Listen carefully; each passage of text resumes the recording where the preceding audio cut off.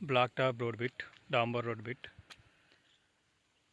5 ఎకరాలు మామిడి తోట, 4 ఇయర్స్ చెట్లు. ఇవి ఆల్రెడీ ఫస్ట్ టైం క్రాప్ అయిపోయింది. మొత్తం మామిడి తోట ఉంది. బౌండరీస్ అండ్ ఎంట్రన్స్ కొబ్బరి తోట ఉంది. ఇలా 2 బోర్లు ఉన్నాయి. సపరేట్ ట్రాన్స్ఫారం ఉంది.